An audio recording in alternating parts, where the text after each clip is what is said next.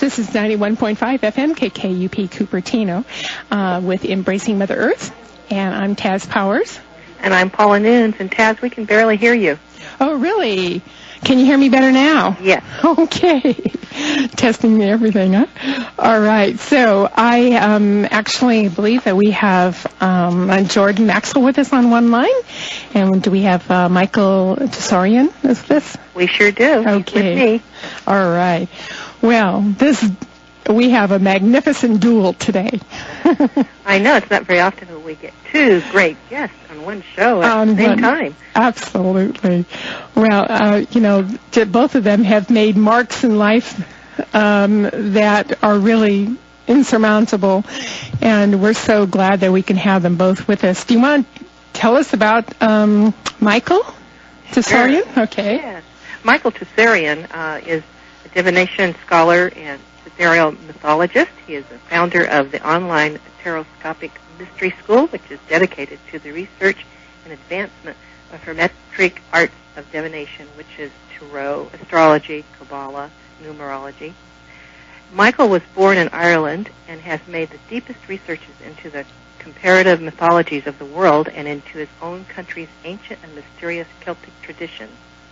His presentations on Atlantis, Lemuria, and the ancient civilizations has been acclaimed by veterans in the field of paranormal research.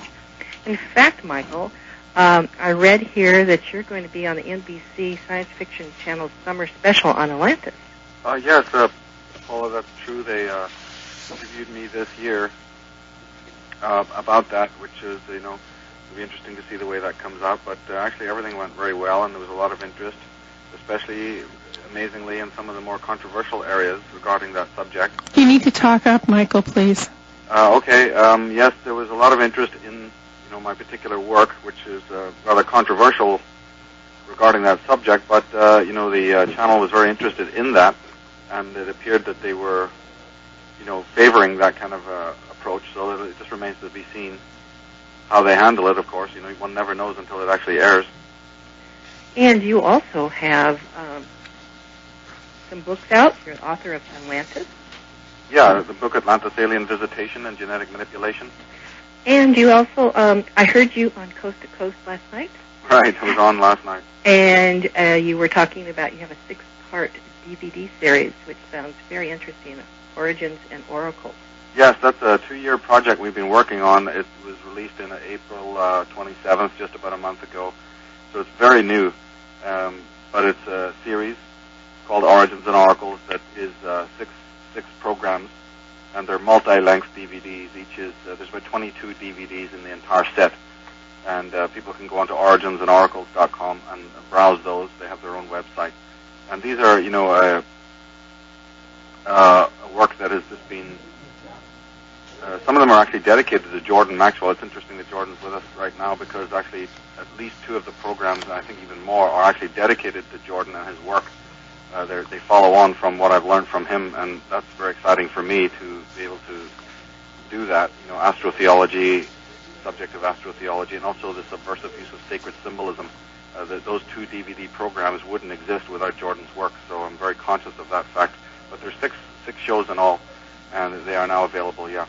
Well, I know. That's the reason why we wanted the 2 of you together, because I know you've been close friends, and you've learned a lot from Jordan, and you really looked up to him. You're both going to be at the Conspiracy Con conference, and actually you're going to have each have a table so people can come up and talk to you about these different subjects. Well, they can, yeah. Jordan's always guest of honor there, and I've been fortunate to be invited back.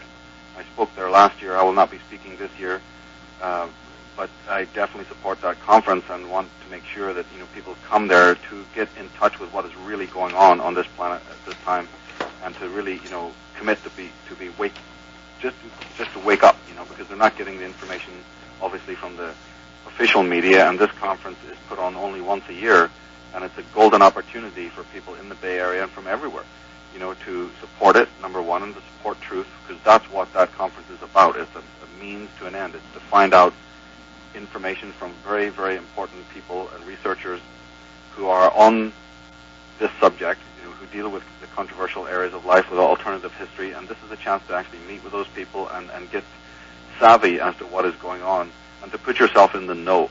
So it's, again, I'm always love to support the Conspiracy Con, and also, if I'm invited to actually go there and be there physically, it's always a great thrill for me, because most of the people who speak there, especially people like Jordan Maxwell, are, terrific mentors of mine, and people I've always looked up to, in the sense of I consider them, very, very important mentors and enlighteners in this particular age of darkness. Well, Michael, what's really great is that no place else do I know of where people can go and people can read the newspaper but don't get anything that what's like at this conference. Right. I agree with that wholeheartedly. People can pick up information. They can find incredible books that you may not find anywhere else. They can find experts, so if they are more seasoned and they do, in fact, have important, educated questions, well, then that's the place to bring those kinds of questions. They can also volunteer and help to broadcast this message to a wider field. It's a place to go. It's like an archive. It's like a moment in time, a place where people can go to stock up, as it were, on truth, because truth is at a premium. It always has been on a premium. Not everyone on this planet is in the truth, but those who are, this is for them. This is definitely a conference, a collection of individuals that, disseminate very important information regarding the nature of the world and the nature of government and religion, and it's an important place to be, to pick up information and to network with others doing the same kind of thing. And we're so lucky to have it here in the Bay Area. So it's going to be in this coming weekend, Santa Clara at the Hyatt Regency, which is in Santa Clara out by Marriott. It used to be the Westin Hotel, but now it's the Hyatt Regency. And Jordan, you're going to be there.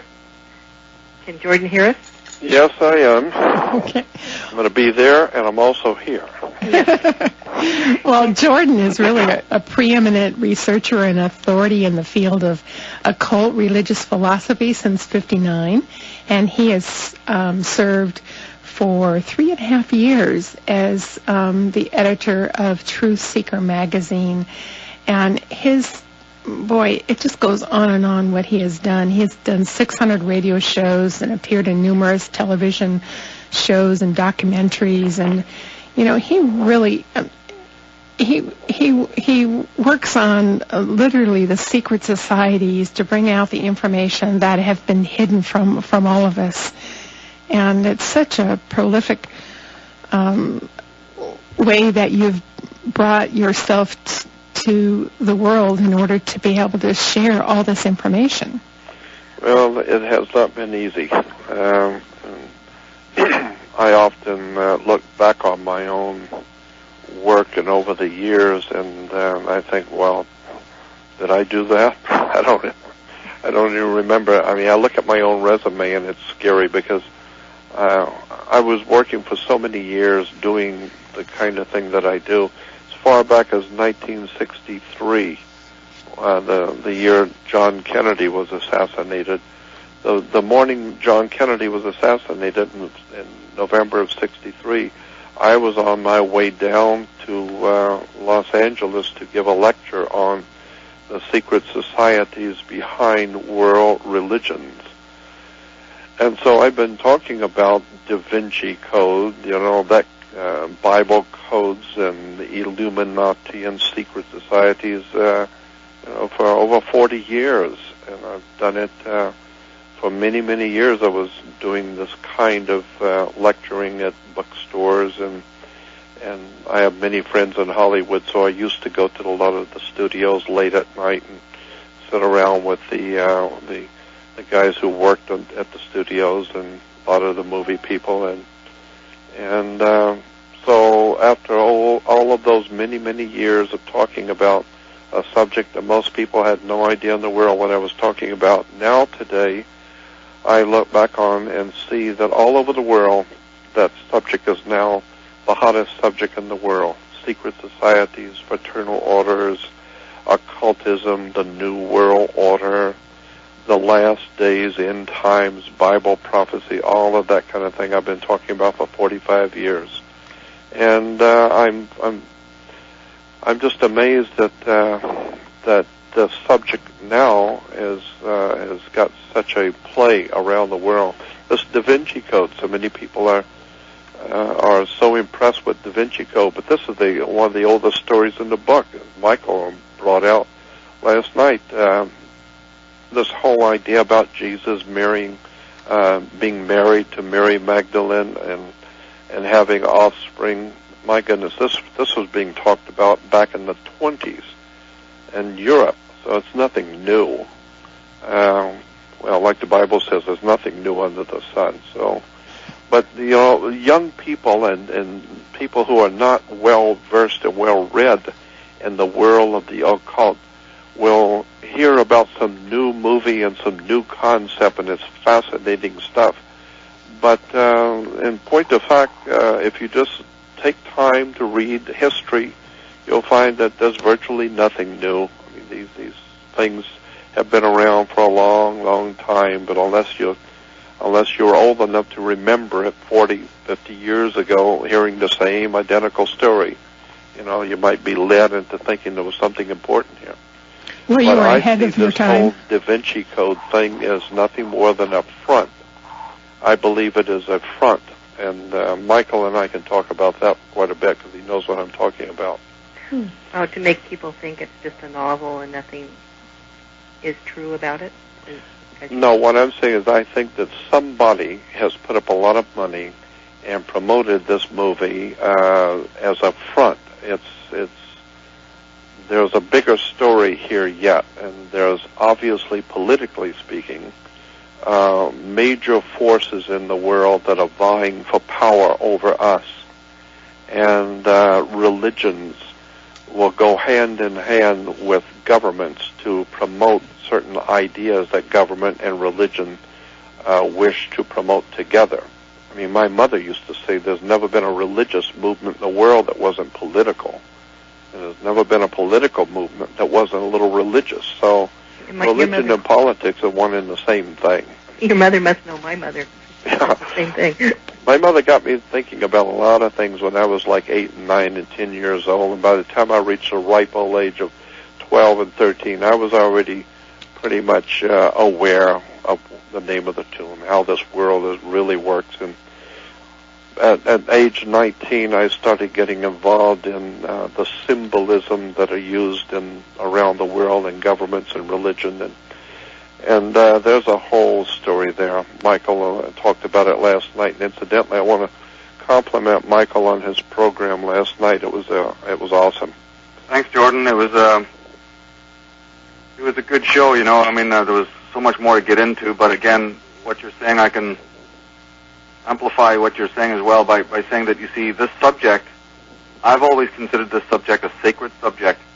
It is. The alternative history of the world and the manipulation of history. And unfortunately, the rest of the world, including a lot of the media people, don't have that sense of reverence and think that this subject can be chopped up into minuscule, sound bites to fit into their particular paradigm. And this subject simply that's not going to happen. It will never happen. It can't be done. It's just one of those subjects that's impervious. It's a hermetic subject. And therefore, it's not something that can be squeezed into even a movie of, 2 hours or whatever with a bunch of commercials and so forth and so on. And Jordan is the man who has the information, who has the beginning, the middle, and the end.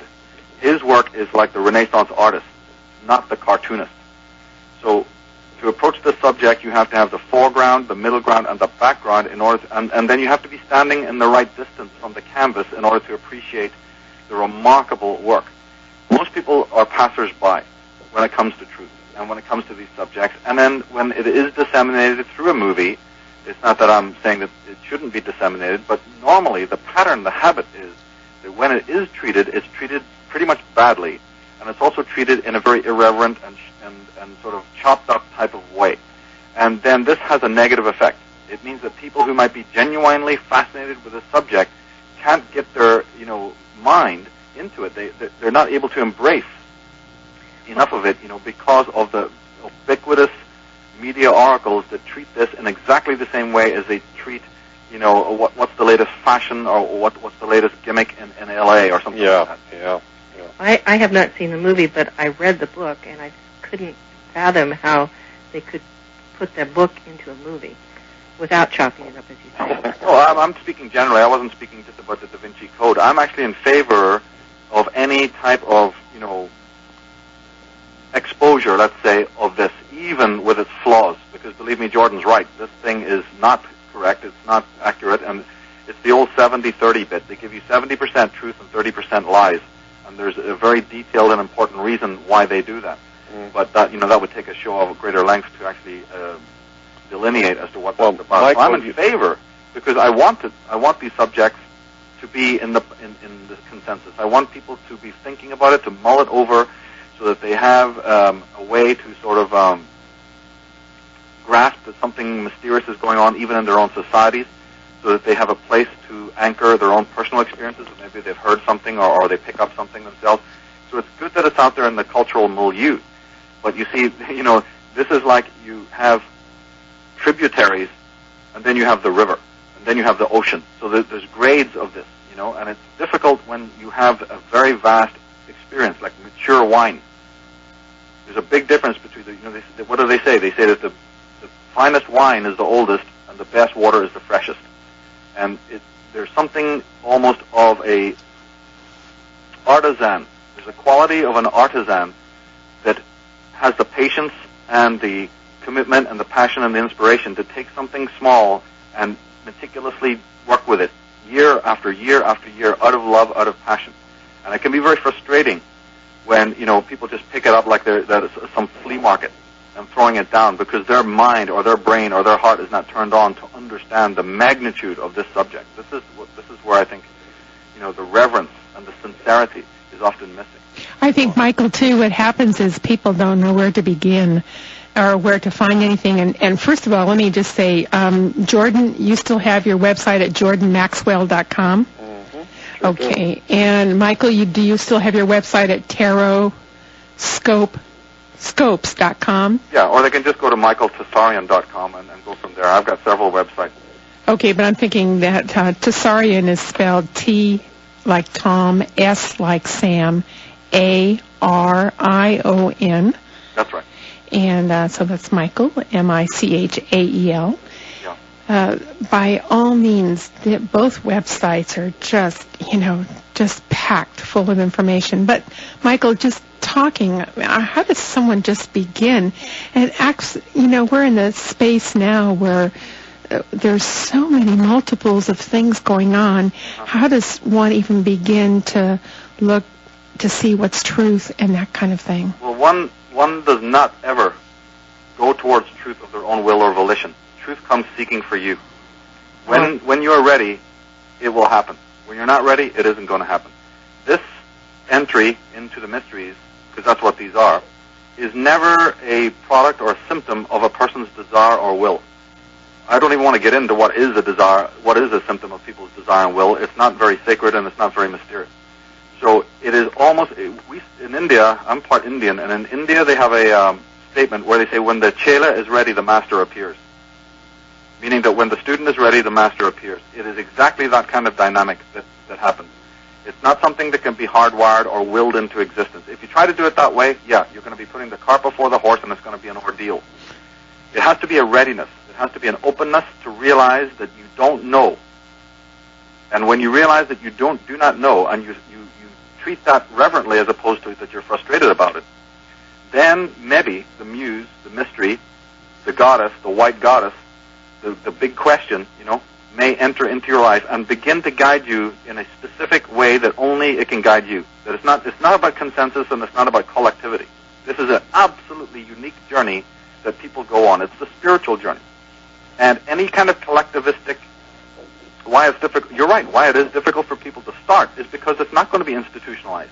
They don't know where to start because there's no, let's run down to Radio Shack, bring it back and install it in our mind type of scenario. There's no A to Z, manual of the world conspiracy or the world mystery. It's something that one discovers. It's a thing that is part of a yogic experience which changes you.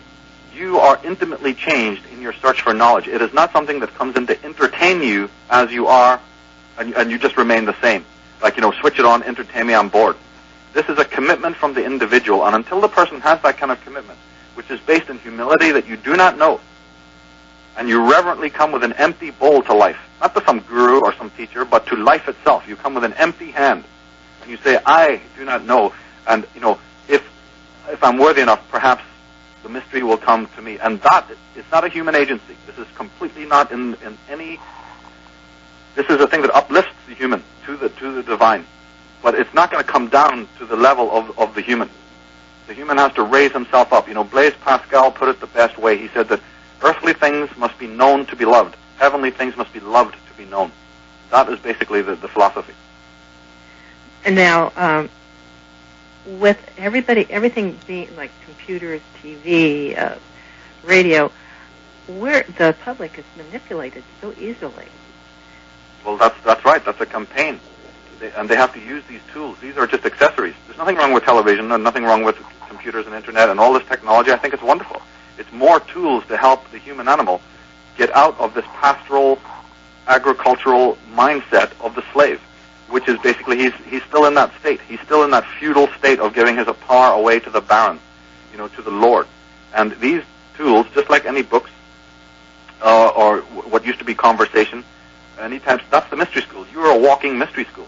And you surround yourself with these teachers and with these books and with these oracles in order to find out. And make it a journey. Make it an interesting journey as you would a travel log. Instead of traveling through countries of the world, you're traveling through the mysteries.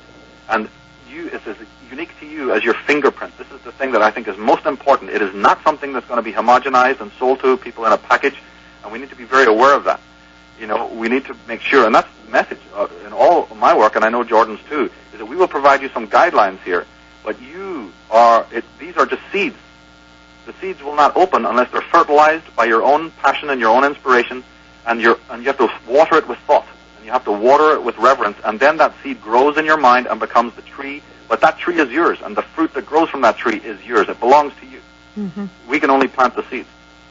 Now, Jordan, in the past few years, do you see more people opening up to truth and Well, I think as the situation that we live every day with becomes more and more untenable and critical and undesirable, the more people will start to finally question why.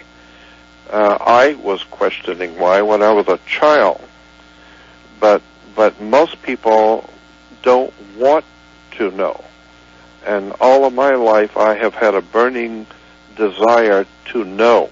I want to know. I want to question everything. Intellectually, I want to understand.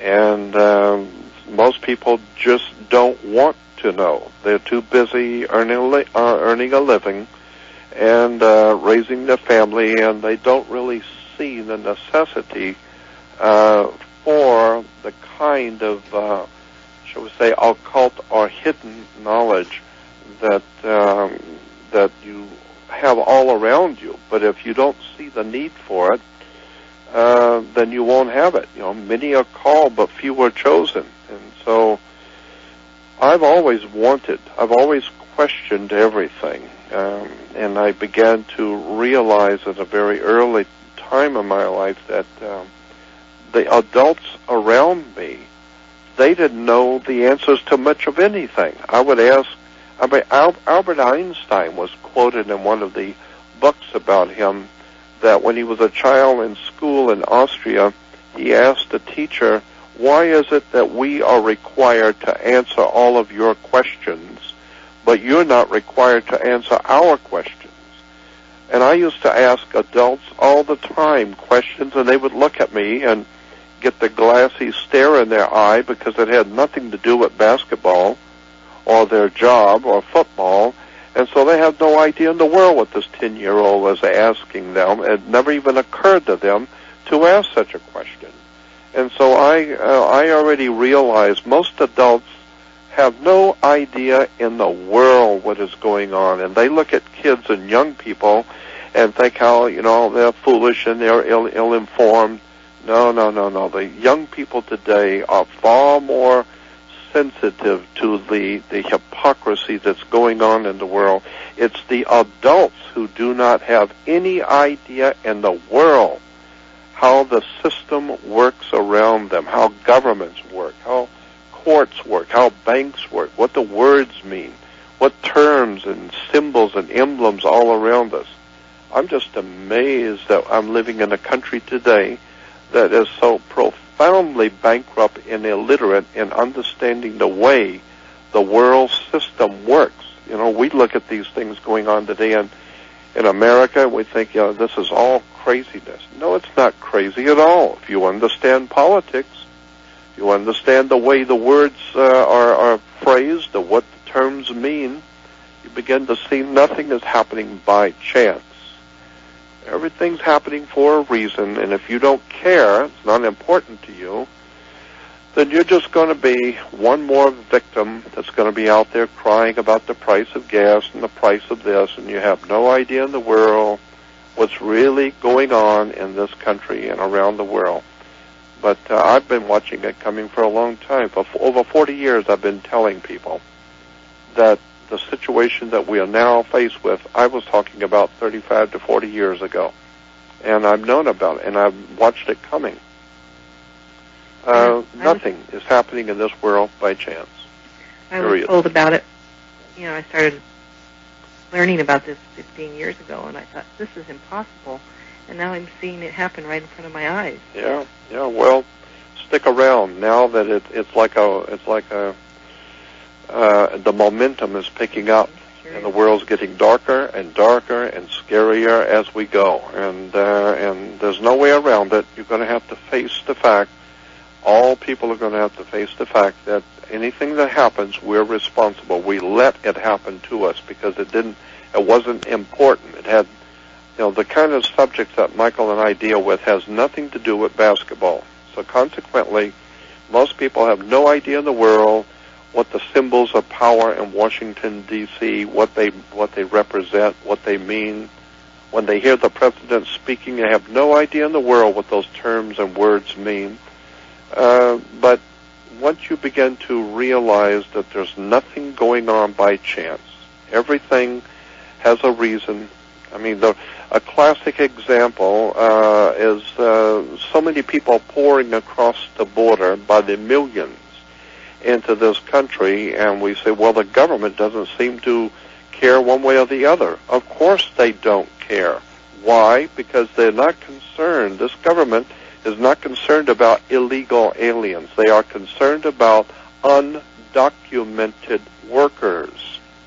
Because what most people in America have no idea in the world is that your human body is a security on the New York Stock Exchange. Your body is being bought and sold on the New York Stock Exchange today. Therefore, for every single human body that can be documented within America, the United States Federal Corporation is receiving large sums of money in credits from the international banking cartels out of Europe. This is a very big story, but most people cannot even grasp what I'm talking about. But human beings represent money, and they are the security on the stock exchange. And so the more people that you can have within your country, the more that you can have as credit to operate on around the world. So there's a whole story here about how governments operate, banks operate. Nothing works the way you think it does. And again, I've said before, this is not the kind of thing that's of any importance to normal people, because normal people have no idea in the world the way this world really works. And they are not going to do anything about it until it starts to really hurt them and their pocketbook. So I just sit back now, after 65 years, I just sit back and watch the slow and continual undoing of the American Republic, and I'm just amazed how much people don't know. So and we're very actually few people have the care. So we're actually a commodity. People are a commodity. Well, of course you are. I mean, well, that's why if you're getting a job, they call it a human resource. You go to the human resource department. They don't call it that for no reason. You are like oil, gas, rubber, water. You are a human resource. Why? Because your body, your physical body, is a security on the New York Stock Exchange. But how many people know that? How many people realize that when their baby, when it is born, goes immediately to the Department of Commerce as a security for international debt? Most people don't know that. And why? Because that baby's birth certificate can be bought and sold on the international markets of the world. It's an extraordinary story of how the world really works. I mean, why do we have to go to court? You play basketball and tennis on a court. How do you play tennis on a court? You play with a racket. You think those terms and words are by chance? You better go back and do your homework. It may take you 40 years, but you'll do some homework and you'll find out the words and terms that are used in law, banking, government.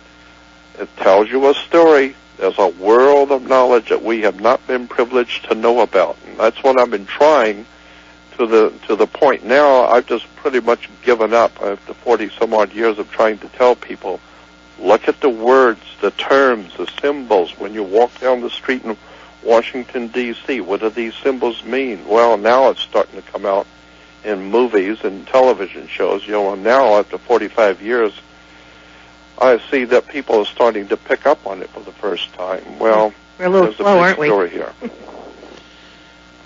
Well, Michael, do you put this, because you've been studying with Jordan on symbols, do you combine this with your knowledge of astrology to see what's coming?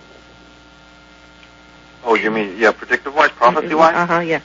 Inevitably, yes. I mean, anyone who's into astrology, that's definitely going to be a concern. I think that astrology is an extremely important device for confirming patterns. There's a couple of reasons why that is. The subject in itself is fascinating, but the people that Jordan are talking about who are the power elites and who have everyone in a state of servitude and ignorance and enslaved think, these individuals also employ astrology. Solar astrology, lunar astrology, stellar astrology, all the different kinds of astrology, so that they empower themselves that way. So it almost becomes inevitable that if you are studying secret societies and these movements, you will in fact end up studying basically astromancy or astrology. So even if you're not an astrologer or interested in the subject, pretty much somewhere down the line, you're going to be working with the mystery school curriculum because they do. This is one of the tools that the Big Brother, shall we say, is using in order to keep people in this consensus trance and to maintain not just the physical slavery that sends people to jobs for the rest of their life, but also the slave think. The thing is perpetuated by people actually thinking as slaves and becoming conditioned that way, through the 18 years of school and from the duplicity of parents and the weakness of the people who should have known better, the peers that we all look up to. Winston Churchill said something wonderful. He said that in life, almost everyone you know will one day trip over truth. He says, but most of the people get up, dust themselves off, and continue on their path as if nothing had happened. I like that. Yes, and he was quite right, in the sense that truth will come to you. Pretty much like what we might call on the spiritual path a test. All men are tested. All women are tested. All human beings who incarnate on this planet will at some time encounter a person or a philosophy or a point in their life, for instance, a traumatic period, you see, a moment, what used to be called the dark night of the soul, in which their higher self will contact them directly. At that moment, then you have to make that choice. That's that crossroads point. And I believe that everyone in the sound of our voice, almost everyone, if not all of them, have come to that place in their life or will be coming to that place in their life. And at that moment, you have the choice of the vertical and the horizontal, and you have the choice to remain a slave or to start to wake up, to become a neophyte. The problem, I think, that is specific to America and probably the rest of the world is that when people reach that junction, they say, okay, I'm willing to accept that I want to free myself from slavery, but I immediately want to be a magus. the whole idea is that they immediately want to have all the knowledge. And they're not reverent enough to realize that there's this kind of artisan quality. You don't just plant a seed and the oak tree pops up out of the ground right away. It's not instant. It requires this commitment from the person. And, of course, then comes certain adversarial challenges. So there are many, many teachers out there, and so-called teachers, and many other people that are involved in these kinds of subjects on the periphery. Most of the New Age movement is a sort of a very soft interest in truth. But what happens is, as a person moves down the road a little bit, they start meeting with adversarial action. It's just built into the universe. It's created by consciousness. These are tests, hurdles, initiatory rites that happen in the dark to test somebody, because you cannot go towards the shrine of knowledge with your dirty, muddy boots. It won't work. So one has to be cleansed and purified. When certain people have to meet those challenges, they back off completely, and they've taken one step forward and 10 steps back. Everybody has the desire to climb the mountain, but they often do not take the stone out of their shoe, so they can't even reach the bottom of the garden gate. It takes a warrior, specific kinds of individuals with specific kinds of settings, people who are chosen by the spirit of rebellion itself. A lot of talk about the age of Aquarius and astrology. Well, the age of Aquarius, planet Pluto, planet Uranus, these things represent a certain spirit in man, and that is the spirit of nonconformity, the spirit of rebellion, and the spirit of people who have fallen in love with the word no. And these are the people who change things. And what happens is that a lot of people start on this road not out of true passion for knowledge, but out of boredom from their life. A lot of people become matriculated in the subject of knowledge, not because they're in love with knowledge, but they're in love of what that knowledge might bring them. The fame, the money, all of that rubbish. So a sophist, a philosopher, is a lover of wisdom, not what wisdom or knowledge will get him. And this has to be understood. There is no filtration system anymore. See, in the old days you had mystery schools where you had magi who would get you by the ear if you were impure, and they'd take care of you, and you wouldn't be able to matriculate. It's the same thing in the shamanistic tradition, same thing in the druidic tradition. What we have now is all doors open.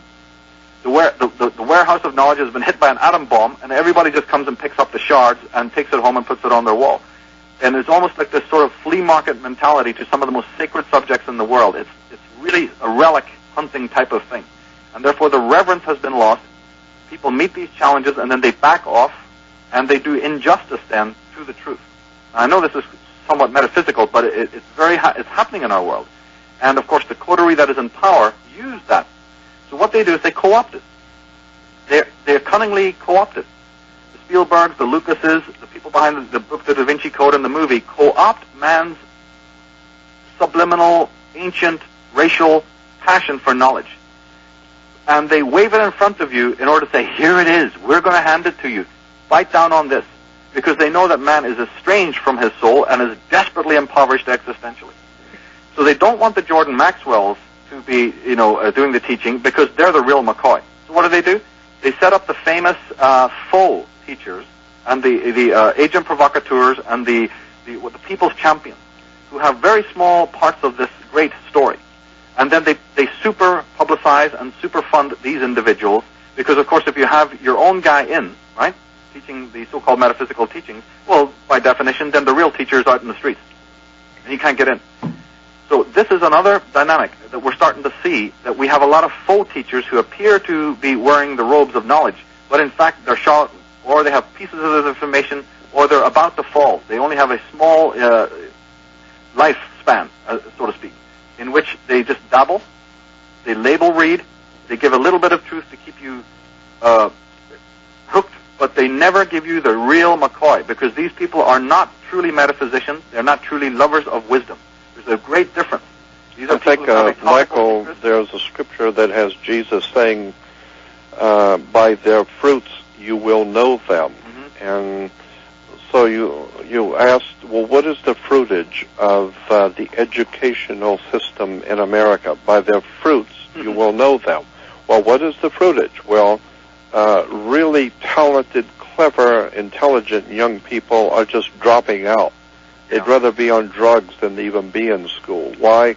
Because there's nothing there for them. Their spirit is longing Young people are longing for wisdom and knowledge and understanding, and there is none of that in school. There is nothing but the rote and ritual and ceremonies, and there's nothing of any value in the schools today. Zero, nothing. And consequently, America has flooded with young people who are either on drugs, who are partying all the time, who are watching sports. They're doing anything but what they should be doing is preparing their lives with wisdom and understanding and knowledge. But that, like the song says, nobody's interested in learning but the teacher. And the problem is that the system, the educational system itself, is totally bankrupt. There's nothing there. They teach you how to count and to read, but that's it. They don't teach you how to live. Yeah. They don't teach you any of the dark metaphysical, so to speak, truths of life. They don't teach you anything.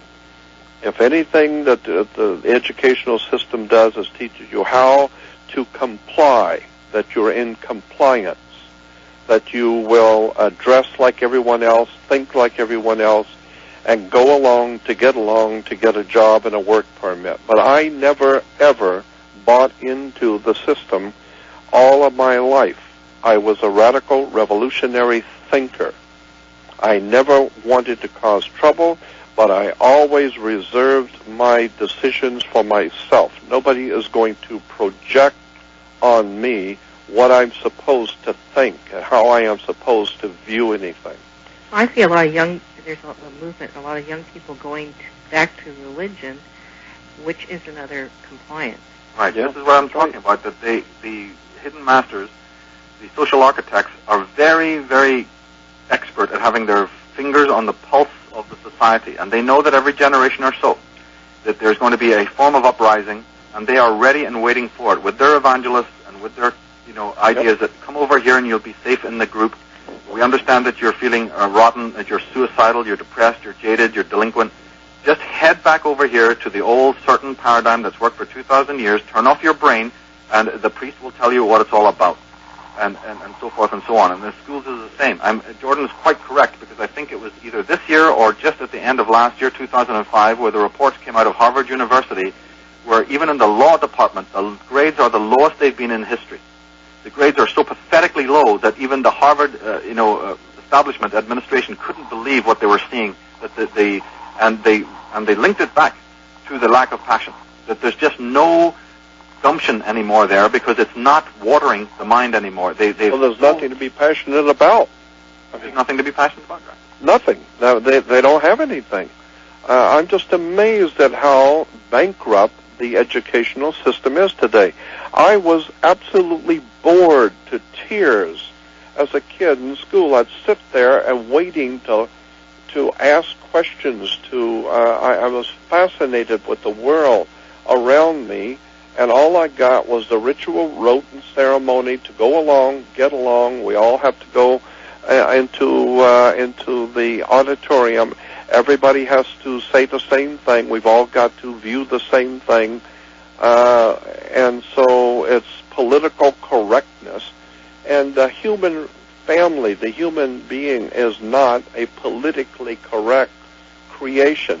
We are individuals who want to be ourselves and to exert our own wisdom and knowledge and do our own thinking. But no longer is that possible in America. You cannot be a loner and an intellectually inclined individual who wants to question. Now today, if you question anything, it's like Nazi Germany. Your neighbors will report you to the police that you are questioning, you are actually thinking un-German thoughts. You're not patriotic. And we wouldn't want to think un-German thoughts, because that's not politically acceptable. And I think, my God, how much America has slipped. We are a doomed nation because our freedoms are gone. Our liberty and freedoms to think intellectually what we wish, to do our own research and be our own individual. No, nobody wants to be outside the box. At work, we all want to look alike, think alike, and have the same views. I know. I'm just amazed how bankrupt we really are. I read about a few teachers recently that are trying to get their students to think, and the parents. They were fired? Yes, they're being fired. Yep.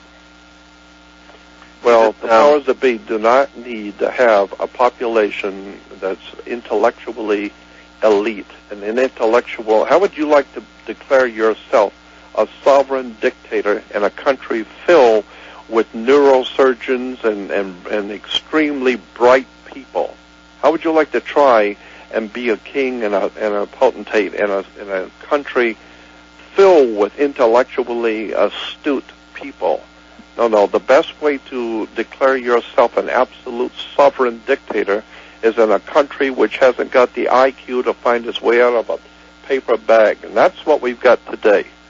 We've got a country that is totally intellectually, spiritually bankrupt. And therefore, nobody wants to say anything because, of course, you will not be politically correct. I don't care a damn about being politically correct. I care about my freedom as an American. And I'm tired of seeing young people's lives destroyed because they think too much or they question too much. And that's why I don't do too much radio or public appearances anymore, because I've come to the point, as far as I'm concerned, that it's just very questionable. It calls into question the history of what has happened in the past, say, 30 years, calls into question where are we going as a race of people on the earth. Because anyone who speaks out and asks a question of government or religion is immediately looked at and frowned upon because you're out of step with the mass. You're out of step with the herd. And I think, thank God, I want to be out of step. I don't want to be in step with a civilization which is going down. And we're seeing it everywhere.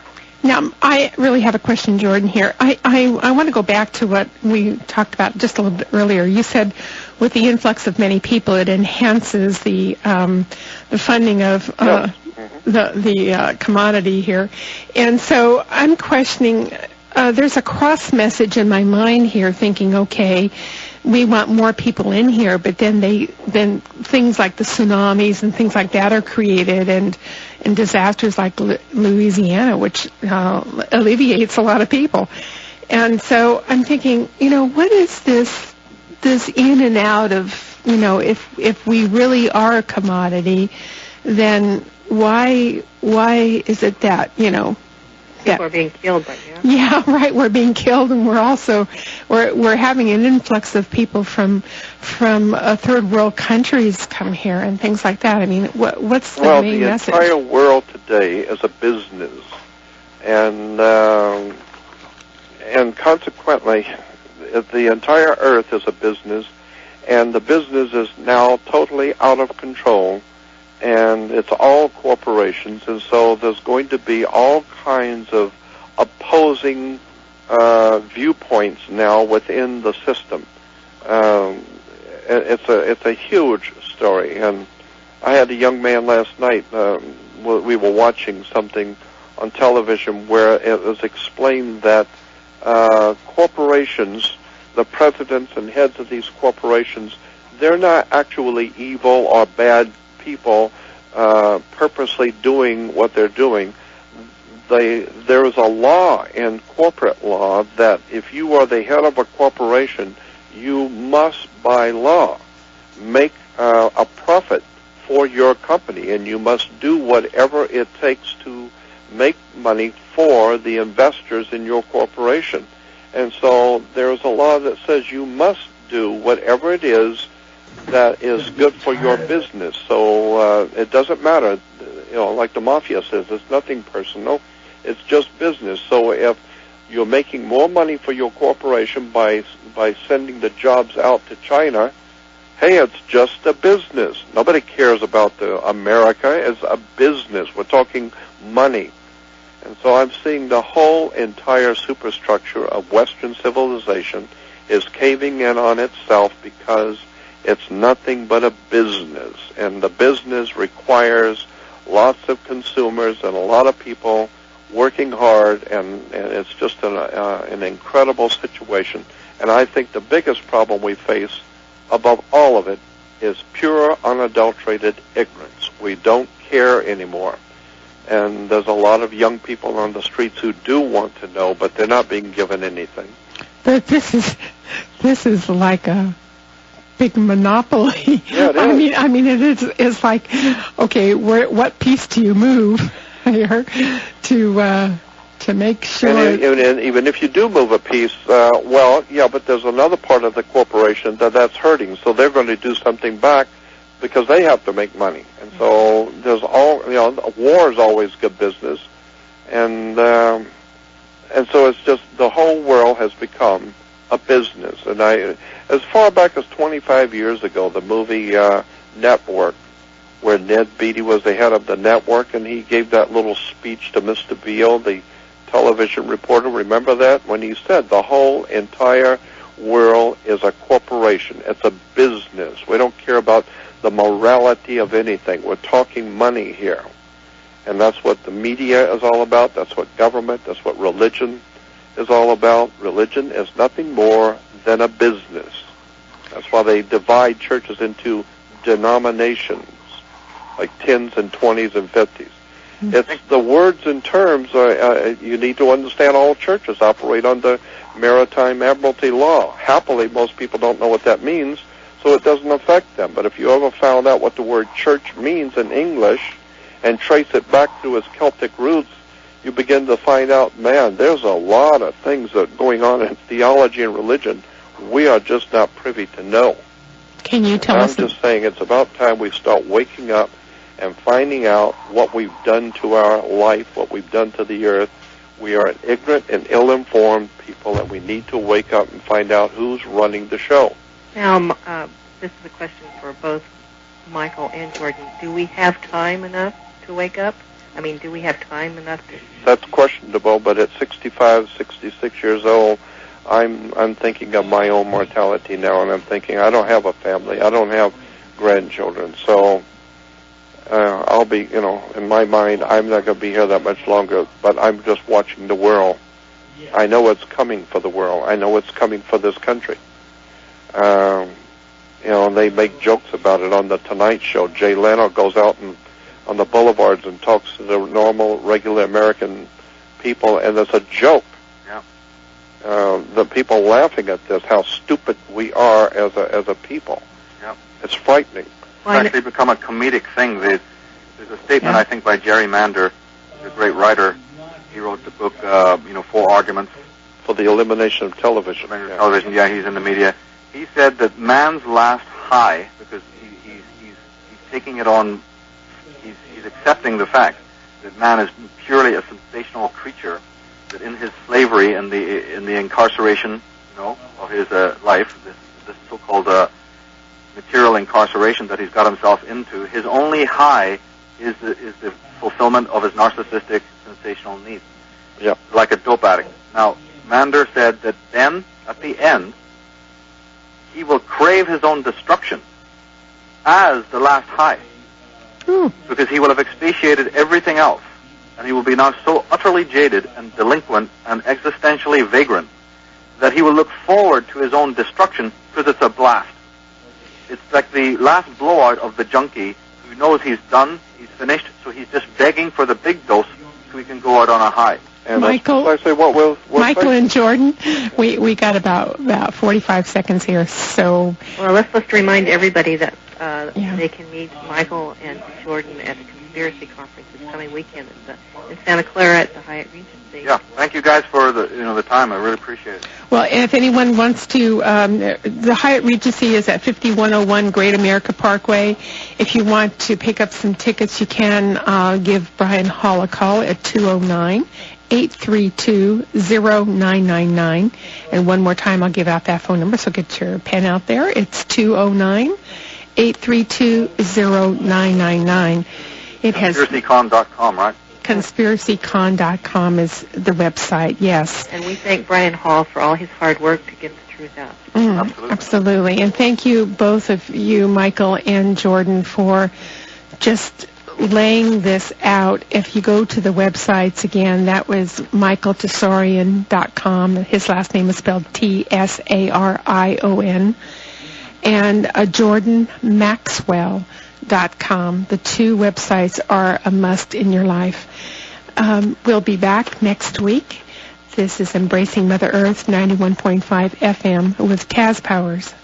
And Paula Nunes. And thank you both, Michael and Jordan, for being with us. Thank you. You're most welcome.